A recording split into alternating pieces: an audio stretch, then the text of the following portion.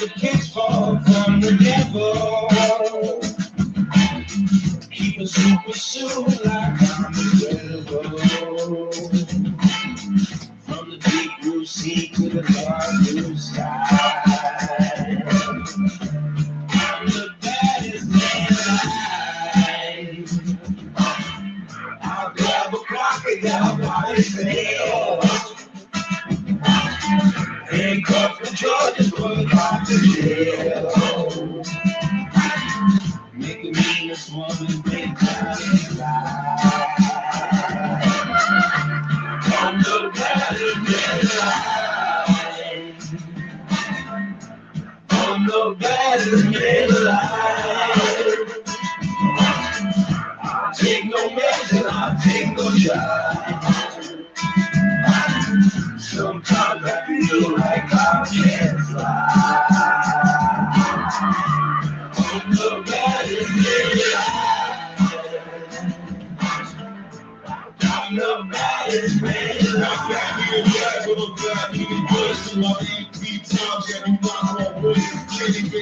I terrorize the world, flash your backs on the carpet and against the shit. I'm that food on the mouth of the tiger. Then I walk you fire. Yeah, I'm a witness, support from a city, from the solid that from the trail and use it for a first. Spit in the pocket, I face. And the body and father, 2 female apes. They sleep in the back for butcher eyes. I trade honey, take up the beehive. But you jumping over the fire state. What nigga, from the golden gate. What nigga, you're the last man alive and I don't plan to die. When the drill people come, I look right in the side. I bust up with the face of the bitch underneath. So the great white shark nigga and brush his teeth. Other men is still the goal of the beast. And I get weak, right in front of the beast. The baddest man alive. And I can't die. Somebody. I'm the baddest man alive. I'll take no measure, I'll take no job. Sometimes I feel like I can't fly. I'm the baddest man alive. I'm the baddest man alive.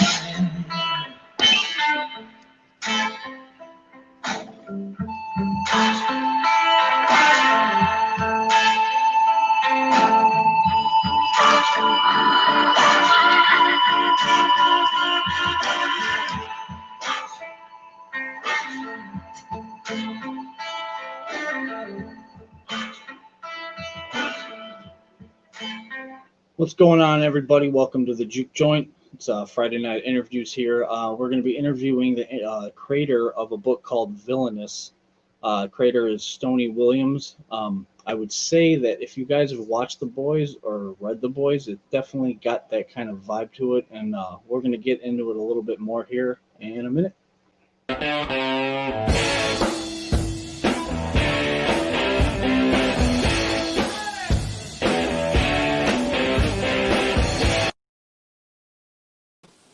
Alrighty, what's going on, man? Hey, how are you? Good. How are you doing? I'm all right. Alrighty. Well, as I just said in the interview or the beginning there, this is Stonie Williams. He's the creator of Villainous. Let me put a little prompt up here back there so everybody get an idea of the picture of what the book looks like here. So yeah, we're gonna be discussing this book that you can actually find in your local comic stores, which is kind of cool. This is the second interview out of 3 that I've done with the book is available in the comic store. Very cool. Which I was kind of assuming when I was doing this I was going to be getting most crowdfunding guys, but hey, sure, yeah. that works. So let's just get a little bit, about yourself. A little bit of like an intro, I guess. Sure. Yeah, my name is Stonie Williams. I turned 36 next month. I live in Oklahoma. I've got 5 kids. I've always been around comic books. I grew up in the back of a comic book store. I grew up around comic books. The one of the guys that worked at the comic book store was R.A. Jones, who wrote comic books for Malibu and DC and Marvel. So I've always been a part of that world, And a few years ago, I decided I'd try out for a talent hunt for Mad Cave Studios, and I won. It was my 3rd script I'd ever written, and they liked it and gave me my own book. So, how long of a contest script did you have to write? It was a couple pages or a full script? I believe it was 6 pages. You could do up to 2, and you could do them in any of the Mad Cave established universes. And I chose Battle Cats, which is kind of like a D&D meets Thundercats kind of thing, and Midnight Task Force, which was their cyberpunk comic book. And I believe it was 6 pages set in both of those. So. Well, you had me at Thundercats, dude. That was right. One of my favorite cartoons growing up. I had all the toys. I even had the wig. I had the Lionel wig. Yes. Yeah, that was one of the best cartoons ever. Well, you just said you're from Oklahoma. Britton, who usually I stream with, he's a young kid. He's from Oklahoma as well. Cool. Yeah, I saw you guys just got snow. Yeah, it was wild. It was 70 2 days before, and then it snowed all over the place, and enough that my kids could go out and make snowmen. So. Yeah, that's like Chicago weather. 70 one day, 40 the next, and yeah. Sporadic. All right, let's get into Villainous here a little bit. Why don't you give us a little bit of a pitch about what Villainous is? Sure. So Villainous follows a sidekick named Tilly, who gets a part of the apprenticeship for the premier superhero group of their world. This is the Avengers, the Justice League of their universe. And she gets paired up with one of her favorite superheroes. And she quickly learns that the life of a superhero isn't quite as glamorous as she expected. And she learns some things she's not meant to hear, and things kind of snowball for her from there. Right on. How did you formulate this idea for this story? Where did it come to you from? Well, when I got the gig with Mad Cave, they pitched me a few ideas, just 1 or 2 line ideas. And it's kind of funny thinking back on it. There was one idea that was a superhero comic where basically the good guys aren't as good as you think they are, and the bad guys are trying to take them down. And that was the pitch. And looking into doing comic books, a couple of years before this, I tried out for the Top Cow talent hunt. I didn't get that one, obviously, but learning how to do scripts and the process of comic books, I fell in love with the idea. And so I really threw myself into what it would take to make my own comic book. And everything I heard up to this point was don't do superheroes. The market is cornered. You'll never have the next Superman. You'll never have the next Spider-Man. You'll never see your superhero on the side of a lunchbox. Don't do it. And but then whenever I got this pitch for this idea, I thought that it presented a unique opportunity where I could take superheroes and do whatever I wanted with them. I could look at things that we don't always love about superheroes in kind of a satirical way. I can celebrate the things I did love about superheroes, and I could twist things around and turn them on their heads and do anything I wanted to with it. And so I thought, the more I thought about the idea, I was like, I could really do something with this. I could say something with this using superheroes. And so I went for it, and it's gotten a pretty good response so far. So.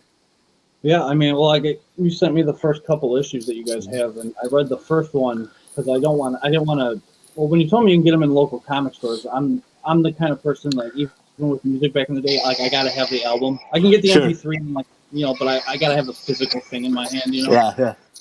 So it's I'm definitely gonna have them order that. Hopefully, you watch this tonight because I'm gonna tell them to order them.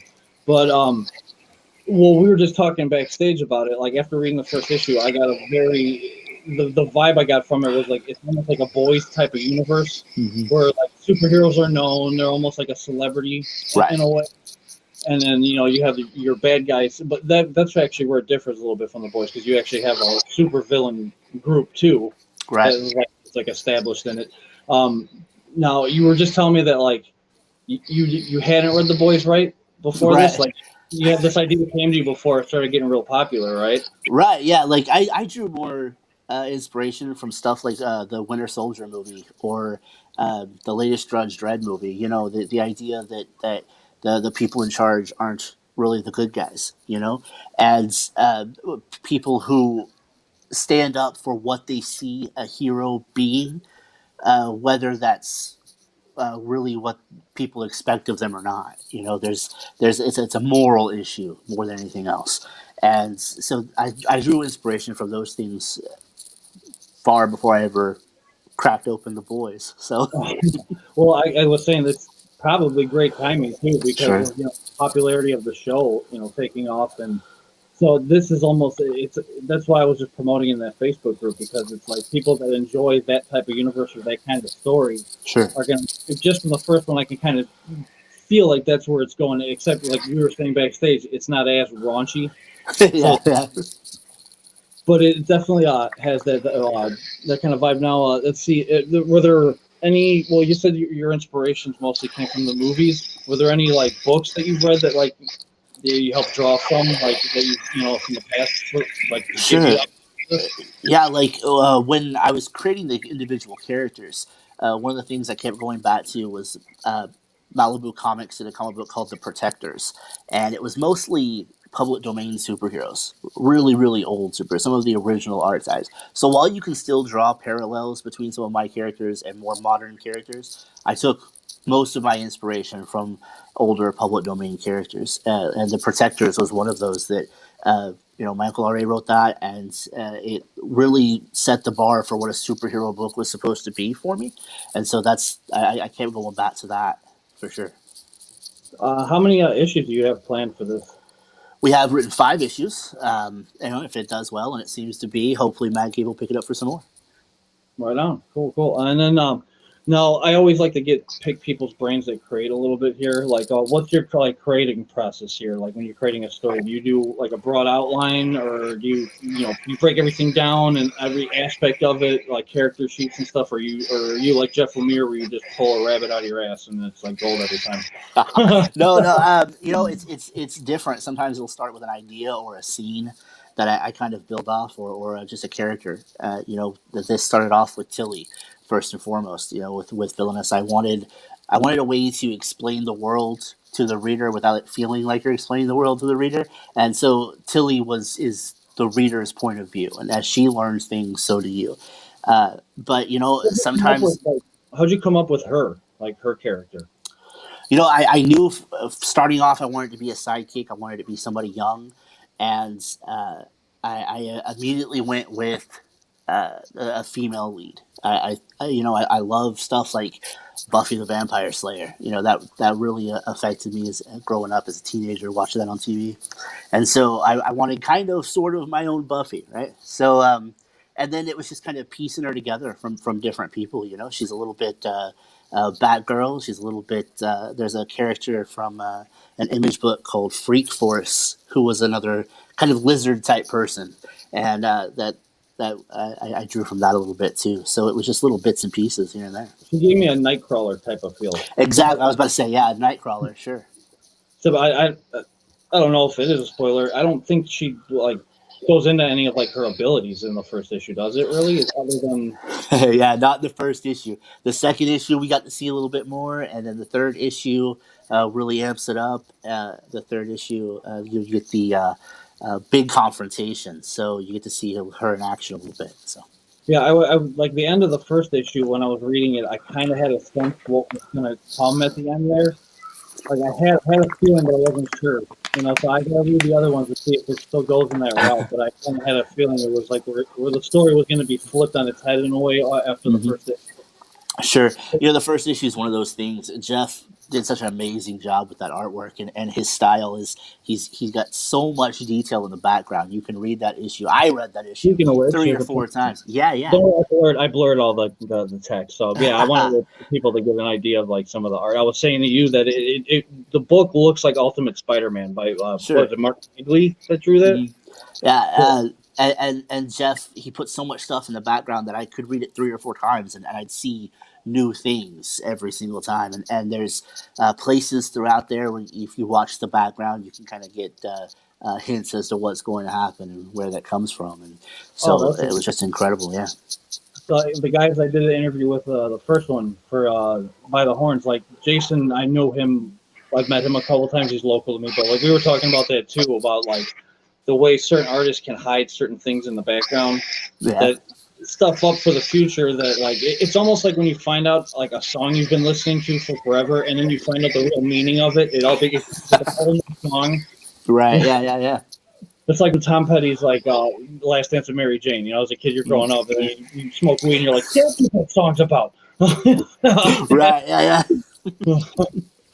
But so I mean, you got what would for anybody that's like trying to write or create on their own, you got like what would you some tips that you would suggest to some writers, I would say, for this aspect of it? Sure. Well, I mean, when I first heard this bit of advice, I thought it was a crock of shit, to be honest, but it's true. If you want to be a writer, write. Like, get the thing done. Finish the project. Even if it's crap, you'll learn from it. One of my favorite creators, the president of Top Cow, Matt Hawkins, said, "Fuck Yoda, try anyway." And that's I like it's become kind of a mantra of mine. Like, you only learn, from not doing something. You only learn that you're either lazy or a coward. You fail and you'll learn from it. And so do it. Start the project, finish the project, and you'll learn from it. You'll grow, and your next thing will be better. And learning the process. It was one of the things that I absolutely loved doing was researching scripts and how different writers approach different scripts. And, Neil Gaiman's comic scripts read more like a conversation, like a letter he's writing to the artist rather than a script. Alan Moore writes in all caps. And so it sounds like he's screaming the entire script at you. And I think it's Brian Michael Bendis adds lots of references and links and stuff. And so it's very interesting to learn different processes and how it all comes together. And that helped when, especially when pitching to a publisher and doing a talent hunt, knowing before you walk in the door what you're doing makes a big difference. And so you've got to write, you've got to do stuff. That's cool that you said that, because like when I started getting into to go back, you're saying you're doing like the talent shows or the talent contests. And like the first script I wrote was for the Mark Millar World thing. I was screwed on. I was always curious when I started reading them. I'm like, how do these guys write a script that an artist has to interpret? It was interesting to be like, how did they do this? And then you like you said, you start seeing some of like these different professionals like scripts, like on the Comic Script Archive or something. And, see that there's really no right or wrong way of doing it as long as you're clear to your artist, Right. And so I mean, I was doing the same thing, like researching scripts forever and like writing scripts. And my sister was an artist, and we were going to work in a book, but then she never came around to it. And I have a couple years ago, I had this happen. I have autoimmune disease. Oh yeah. And so Tyler on his channel, we just started talking, and I just started doing art through there. So I've now been drawing for the last like 2.5 years. And like people are like, "Oh yeah, I can't draw at all." I'm like, "Yeah, neither could I 2 years ago, but you have fingers." I draw for this thing. So it's like you can do it if you want to do it. But like you said, you have to sit there and do it. You can't just expect gold to happen. And writing is just like doing art. It's like strengthening any muscle. Exactly. Yeah. I mean, at the beginning of the pandemic, I decided I was going to walk out of this better than I went into it. And I decided I was going to learn a new skill. And so I decided to learn how to color comic books. And I started taking classes and watching tutorials. And I've never considered myself an artistic person. Like, even my stick figures look like victims of tragic farming accidents, right?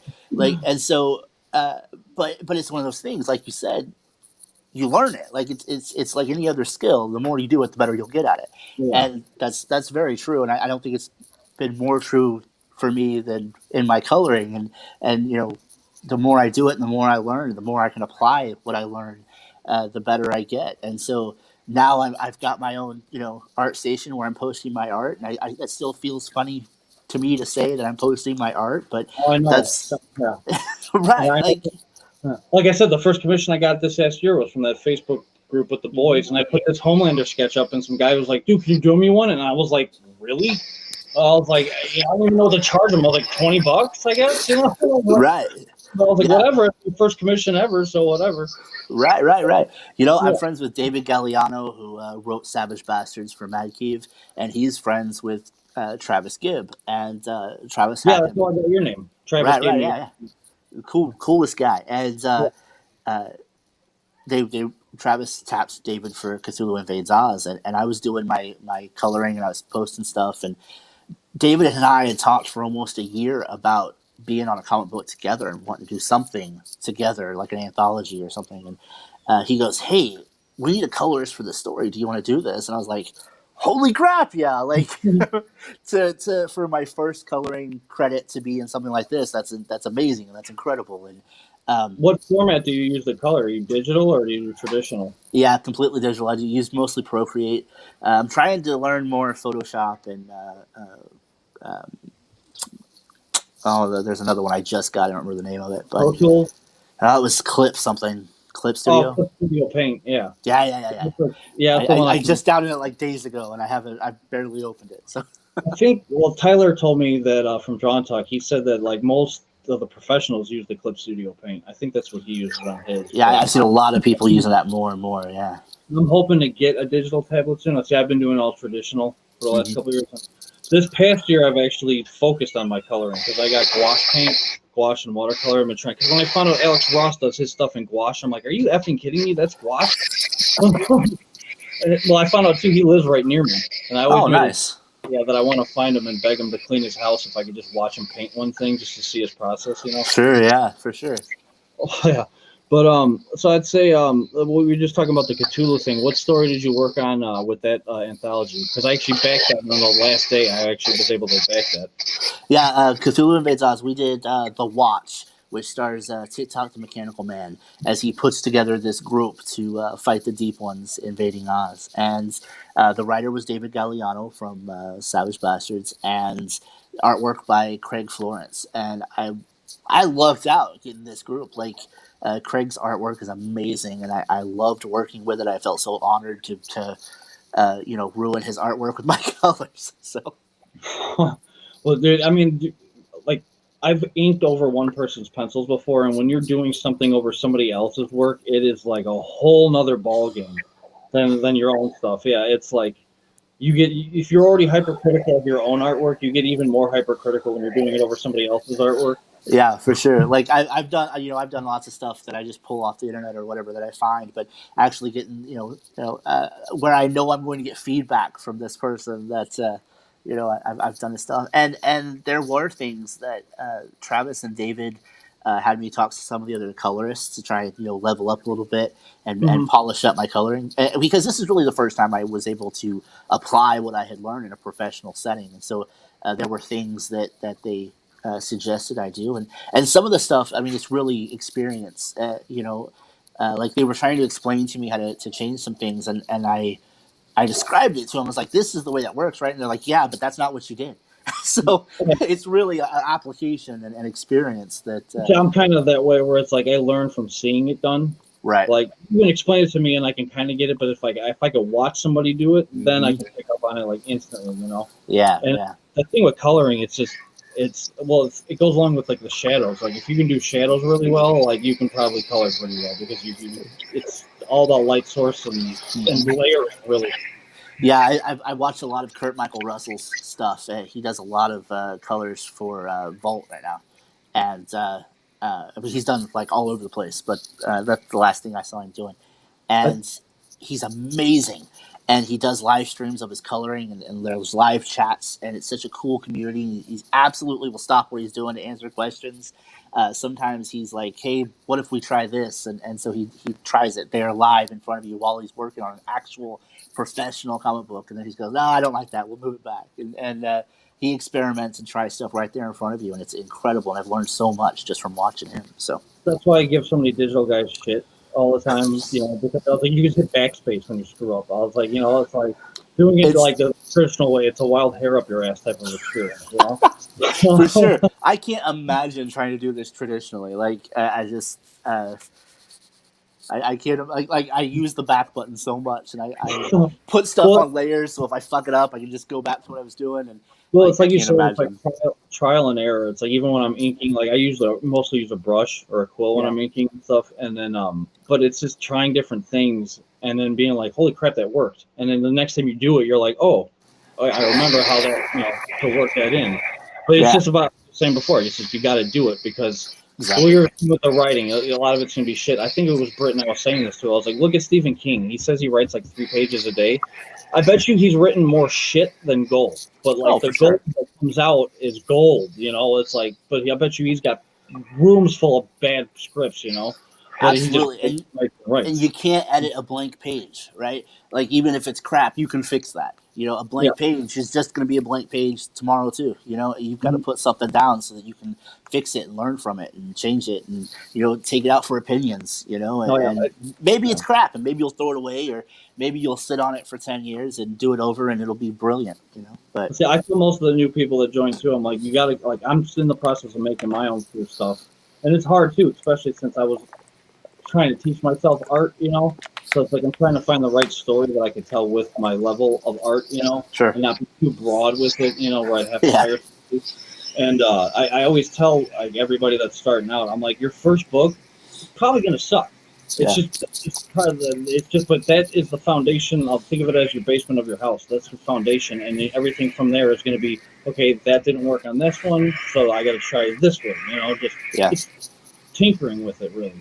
Yeah, and like I go back. I guess it was 2016, 2015. I did that script for Top Cow. I pulled it up the other day. I was like, "Holy shit, this is crap!" And I wouldn't have hired me either. Like this is awful. And I've learned so much since then. But I wouldn't be there if I didn't do that first. So Yeah, I mean, you got to just take the dive, and I always say you got to jump into the shit and just start swimming. absolutely, But yeah, it's and making comics too. It's like for people that don't know, it's not freaking easy. It is very very time consuming. oh yeah, and lots of moving parts. And it's very much a collaborative experience and Yeah. a I team always say effort. I always think in a way writing a comic script is almost harder than writing a novel because you got to think about the pacing, you got to think about the image that's going to go with the words and how it's going to blend, and you got to think of your turn pages and all that Yep. stuff. Yeah, page turns, and then you have to factor in the colorist and the letterer, and talk to those people too in your script and write for them. I mean, you're not just telling a story. You're giving instructions to a whole team, and Yeah. then and you still have to be open for them to adjust things and change things, and for them to do their thing on the book. And so, yeah, it's a lot different, a lot harder in a lot of ways than trying to write just a novel or a prose. Well, It's it'll teach you to have thick skin too, pretty for quickly. sure. Because it's like, if you're going to create anything, it doesn't even have to be comics. I used to play music back in the day, but like music and Yeah. sports, anything that you do, you have to be able to, especially in a creative sense, you got to be Mhm. able to accept that there's going to be people that talk shit. You know, Absolutely. Yeah, yeah. I mean, especially with art, you're putting a piece of your soul out there for the world to poke at and judge and form opinions on, and that yeah. that can be that can be tough. And I think it's It funny is- that my writing, I am totally open to criticism and everything anybody has to say about it. I just soak it in and apply that to the next thing, and I'm so open about that. And my coloring, I'm a lot more guarded about. Like people don't like my coloring or something, I didn't do, and I'm a lot more frustrated over that. I think that's so funny that I have that opinion over these two different. So I don't know. Yeah, me, I've never I wouldn't necessarily call it shameless, but like I would, like I want feedback from people. I'm usually always putting in like the art critique stuff, and I always tell Hmm. people, like, give it to me honest. I was like, Yeah, I'm 37 years old. I'm an adult man. I was like, I can handle criticism. I'm not gonna freak out at you. I yeah. was like, but I can't get better if everybody's just kissing my ass all the time. Right, and that's exactly the way I felt about my writing, especially starting out. Was like and it was one of the things I loved most about getting to do the stuff with Mad Cave is I had a professional editor who was invested in making this book the best it was going to be. So her name was Gio, and Gio was not going to pull punches. She wasn't going to kiss my ass over this because she had her job to do too.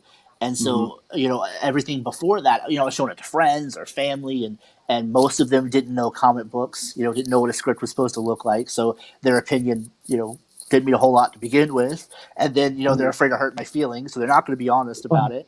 And so I felt like I wasn't getting good feedback, and I was stuck. I wasn't going to get anywhere this way, and so having an editor to bounce stuff back and forth and correct things and call me out when I do something stupid was just incredible. I loved every second of it. I lived for her emails with notes, and I just couldn't wait to see what she wanted me to change next time, because I felt like I was growing and I was going somewhere with it, and it was more exciting than anything I'd had before. So that's a great point, because it's like what we were just saying. Like, I think me and you are on the same kind of level. It's like we want, like, even I've said to people before, no matter what field, even when I played sports or music, like if I was the best in that genre or whatever, I would never want to stop trying to still keep getting better. Like you never want to.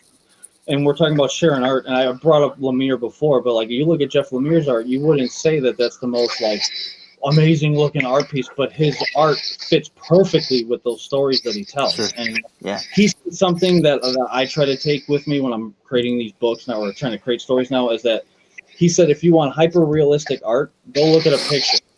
He's like what I'm trying to do is I'm trying to create an emotion with each page. Right. You want to feel something with each page. And to go off of that with Villainous, what do you want your readers, like, by the end of this story, what do you want, like, the reader to say? Like, you want them to come back and be like, what the fuck did I just read? Or you want them to come back and be like, that was amazing, Yeah, like, hopefully it elicits some sort of response, right? Some sort of emotion. One of the things that I focused most on through the entire story was hero worship and blind loyalty, and what happens when that's tested, and what happens when you come up against who you have been idolizing, and the people that you've looked up to don't measure up to the pedestal you've put them on.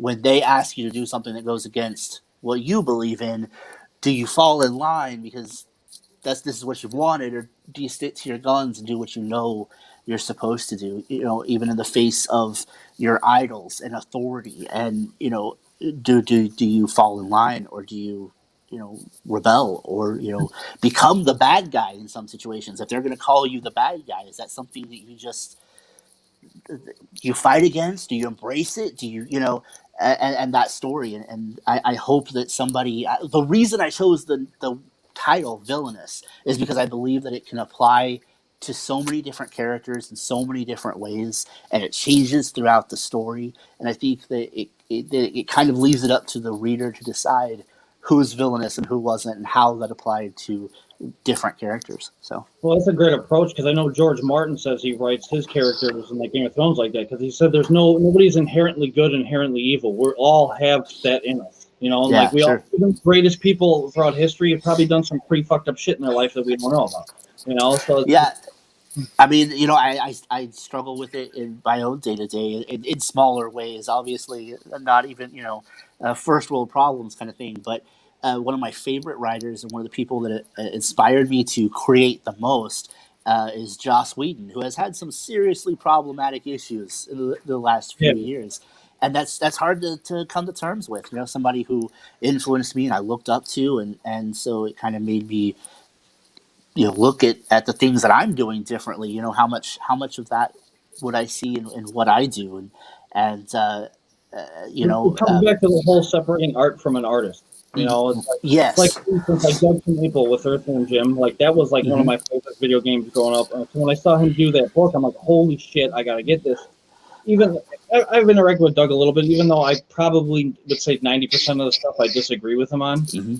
But it's like I just look at it from the creator side, like from the creator aspect of art and stuff. It's like all the other stuff that's just, I don't know. Unless he's leading a cult and murdering people, then it's, I don't know. Sure, yeah, and I struggle with that all the time to varying degrees with different people. Whether I feel like I can support that or not. And sometimes it really is separating the art from the artist. I mean, there are songs by musicians that have done some terrible things off and on, but when I listen to some of their songs, they don't own that. I've got my own memories and emotions attached to that. And so in my head, I'm able to separate that. I'm able to own that separate from them. And, sometimes I can justify it as long as I'm not giving them money anymore, then maybe my conscience is a little cleaner. I don't know.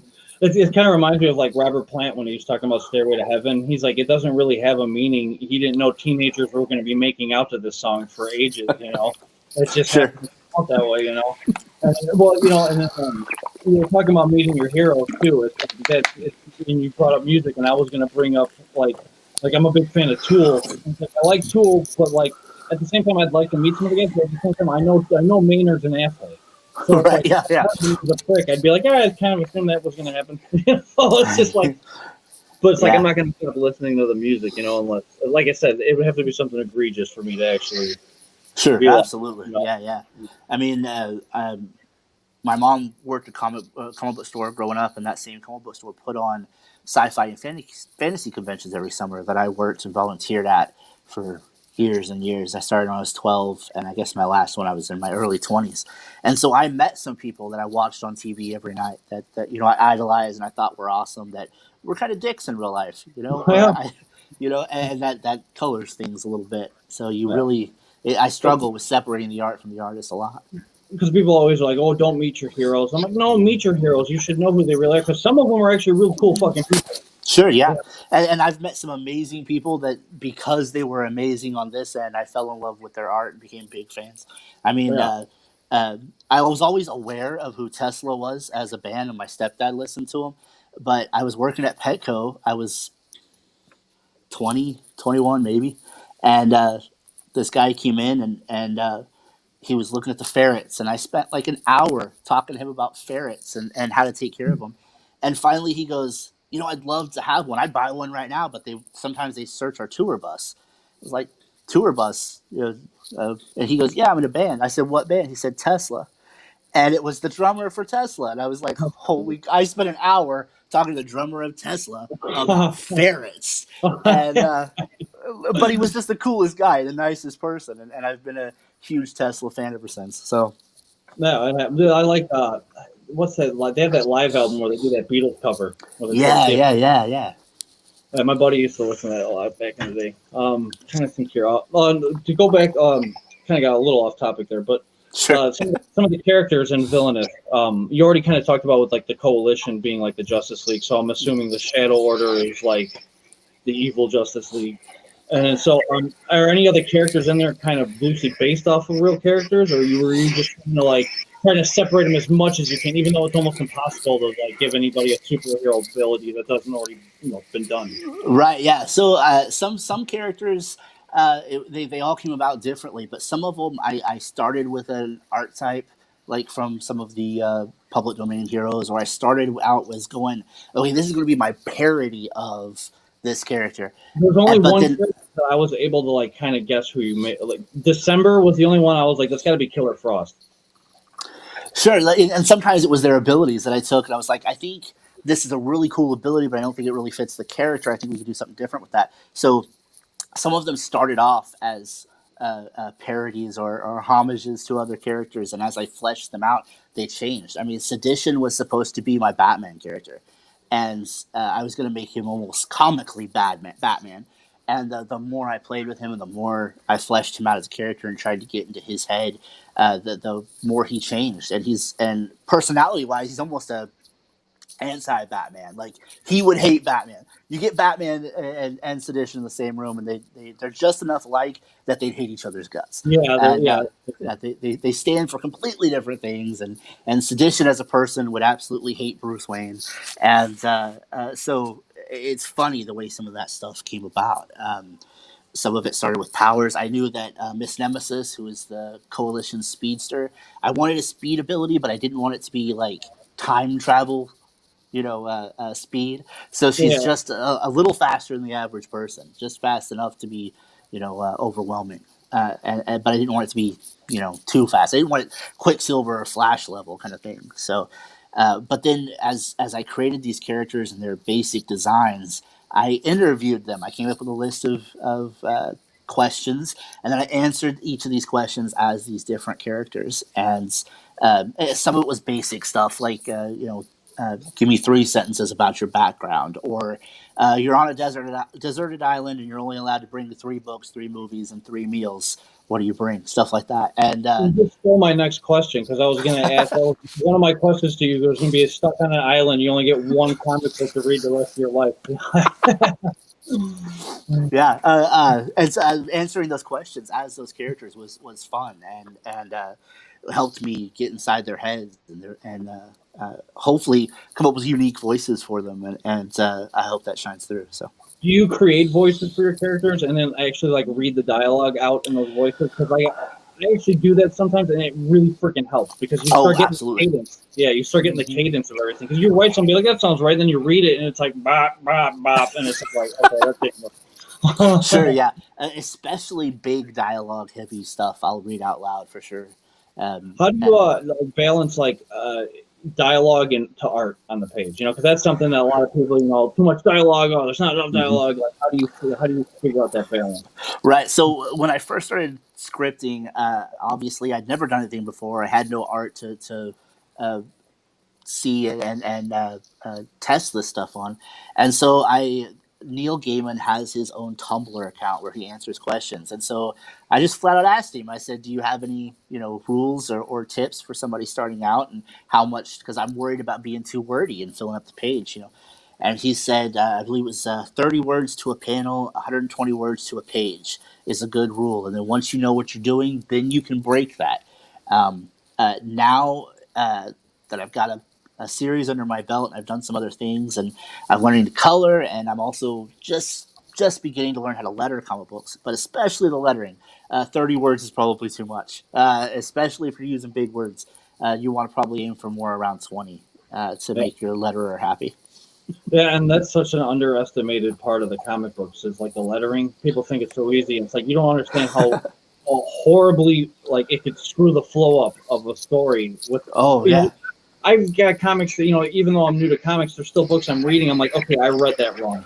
Right. So it's like, did you read it wrong, or did the artist not do his job and lead me the right way? Yeah, it's funny. I'm just learning the basics. I decided I wanted to learn the basics of coloring and lettering, and maybe inking, but for sure coloring and lettering. So that I thought it would make me a better writer. I'd be able to write the script for the team a little better, and I believe it has. Oh, definitely. I would say doing art, since I started doing art, now when I read scripts or somebody else sends me something, I can give them back feedback from an artist point of view as sure. Okay, here's what the script says. This is what I would need as the artist, to help people. Yeah, absolutely.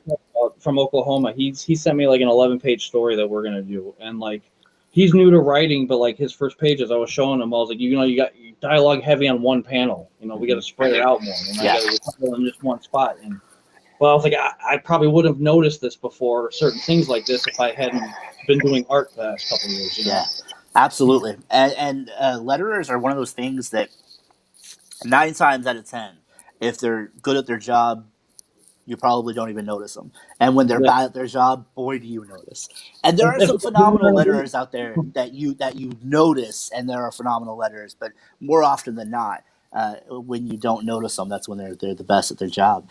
The thought just hit me that letterers are the drummers of the comic book world. All right, yeah, for sure. If they're off by just the slightest beat, everybody notices, as opposed to the bass player and the guitarist who can just bend a note to make it sound right. It's like screw up the littlest bit as a drummer, and I used to play drums. It's like everybody notices it. Yeah, for sure. We lucked out. No credit. We lucked out and got Justin Birch for the letters, who does 90% of Mad Cave stuff, and he's doing all kinds of stuff for all kinds of companies. He's just a machine, the way that dude pumps stuff out. I could assume they could work a lot faster than an artist, or because you got the letters you need to do. You just got to be able to flow it together. And if you're experienced at that, you could probably do freaking 5 books a day. Yeah, and he just cranks it out. He's let me watch him through Zoom a few times, watch him letter, and he's just, like I said, just a machine the way he cranks that out. But he gets creative with it too. It's not just a copy and paste and make sure your balloon's the same size. There's a couple of issues of Villainous where he did custom captions for each character that just kind of blew me away. And I was like, okay, you've got to show me how you did that. Show me how you created this one. And so I really lucked out with him. He's an absolute professional and just really, really good at his job. And I'm excited to learn more from him as we go along. So. That's one of the big reasons why I want to get a digital tablet, is so I can Mhm. start learning the letter. Because like I've had the thought right now of doing like a small story and hand lettering it, but I'm like, man, f hand lettering, dude. That's just yeah, that's a lot of like. After I'm done drawing it and doing all the inking, do I really want to spend the time to just write it all out? Right. Yeah. Yeah. Yeah.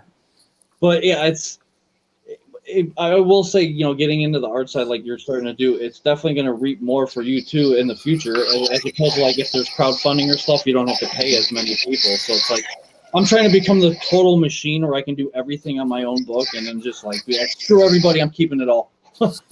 Yeah, for sure. Yeah, yeah. And I have plans to do a Kickstarter, and when I do, I will probably do a big chunk of it myself. Everything I can do, anyway. But just learning the basics, even if I don't become a jack of all trades, learning what those team members look for when they're reading a script, and look for when they're looking at the other team members' work. I just think can only be a good thing, especially for writers. We most of us don't tend to do the more visual artistic stuff, and so it's a different part of your brain that you use. I mean, if I'm stuck in writing, I can stop, take a break, and go color something, and it's a completely different experience, completely different part of my brain. And sometimes I'll have a blast and just crank stuff out coloring when I can't write for shit in a day. and Yeah, and so that's why I got to get a printer scanner because I've been telling other artists, I was like, when I get this, send me your pencil work so I can just do coloring. I can print it right on watercolor paper. I don't have to draw this sketch out and whatever. yeah. But I don't know if you know Ichthus. He's the other mod for Tyler and Draw and Talk. He's a colorist. He does a lot of coloring and stuff, but he Okay. does coloring streams and shit. But like, yeah, I mean, I was talking to him about like maybe you can get on this too. I was like, one of these days we need to do like a giant coloring stream to get like a bunch of colors together. We'll all get one image, Yeah. and then I'll get my ass kicked by all the digital guys, Well, on Twitter, there's a hashtag called Colorist Jam, and some professional comic book inkers will share some of the stuff that they've worked on, and a bunch of the colorists on Twitter will color it and post it and share their work, and getting to see the way different colorists approach stuff, and the lighting and the choices they make are really, really cool. I've only done a couple of them myself. I tend to get busy and miss out on the big rush of them, but it is so cool to see, and so cool to be a part of. So. there's a cool app. It's called hold on a second. Let me see if I can find it right here. I was telling somebody about this earlier. Being an artist. Okay, it's called Pose Tool 3D. It's an app. I think it was like $8, but you can build your own model.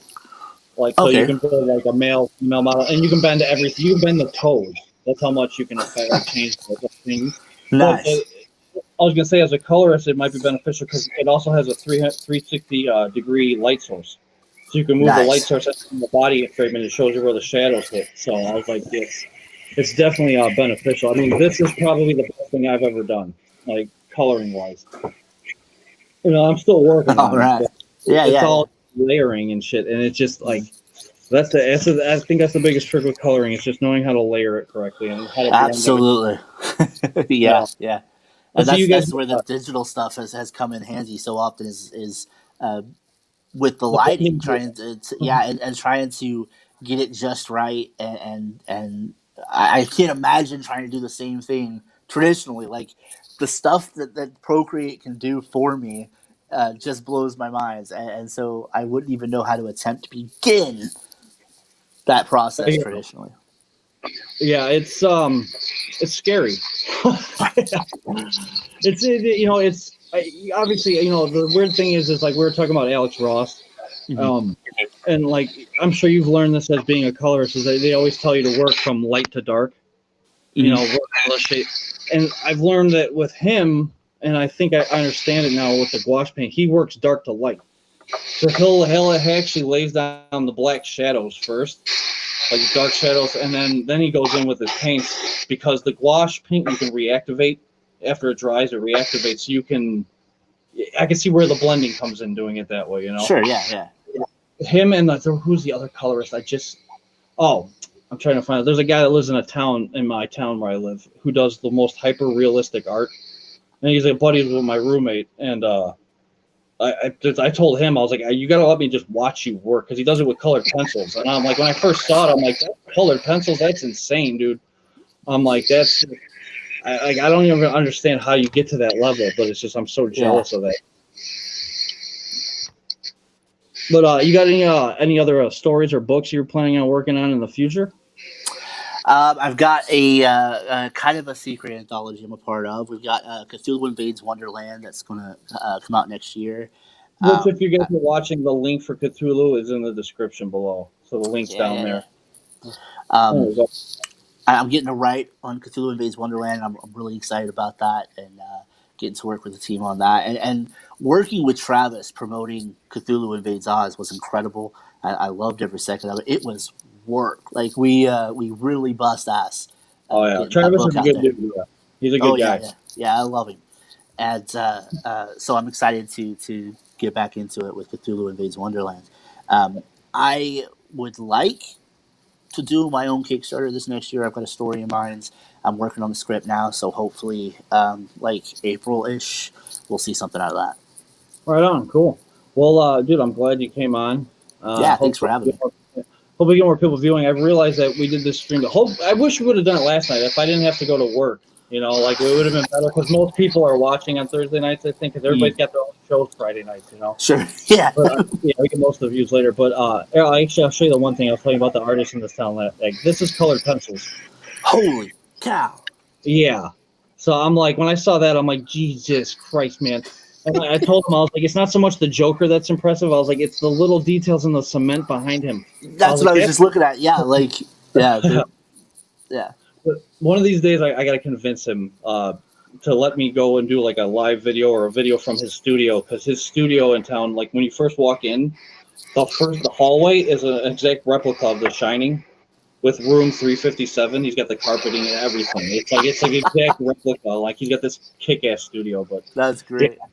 But yeah, so when I see colorists do that, I'm like, you bastard. It's like, how do you? But you know, all it is really, for anybody watching, it's patience. And I think that's the hardest thing for new artists, is like, you want it to be done right away. It's like, dude, if the drawing takes you a week to do it, it takes a week to do it then. Sure. You know, you got to be able to have that discipline. Yeah. Well, actually, last thing I'll ask you here before we go. Sure. That's what I like to get from people. Do you have like a work schedule? Like, do you have a set, like between 2 and this is when I draw or art or whatever? I try to do that, but I work third shift, so I'm like sporadic as shit all the time. Sure. Yeah. Actually, no. I'm a stay-at-home dad. I homeschool my 5 kids. My wife works at the local pharmacy, so my schedule is pretty open. And you know, I'd like to get things done as soon as possible. So far, I haven't really had much of a deadline on my projects. Like, there was supposed to be one for Villainous, but we were cranking stuff out so fast we never even discussed it. Like, as soon as she gave me the notes, I had them back to her within 2 days tops. And so I try to crank it out as fast as possible as soon as I can. I'm just really excited about working. As part of it is creating comic books, and I'm really eager to get into it and to get feedback and to make it as best as we can. So I did set aside a couple of hours here and there when I was working on Villainous. I think it was like 2 to 4. I said, okay, I'm shutting my door, and unless the house is burning down, don't talk to me. But I mean, it was, yeah, exactly. Like, it's totally arbitrary. Like, I have all the free time in the world. It could have been any time. So no, I realize I'm very lucky in that regard. So. Well, what's your social media where people can find? I put your Twitter down there. I knew I had that, so I put that down there. You on Instagram or Facebook? Yeah, Facebook, Instagram, Twitter, ArtStation, Bald Bearded Bard, all one word. I mostly focus on my writing with Facebook and Twitter, Instagram, and ArtStation. I post my coloring, and I'm trying to get into TikTok a little bit, but I don't know. I don't know if that'll pan out, but whatever. We'll see. All right, man. Well, I'm glad you came on, dude. Anytime you got something you want to come back on for, you know, we'll keep you in mind, and you're always absolutely welcome. Yeah, I appreciate it. Thanks so much. Yeah, for anybody watching, go to your comic book store and tell them to order Villainous. So yeah, all right, man. Have a good one, and thanks, guys, for watching. And like, share, subscribe. Peace.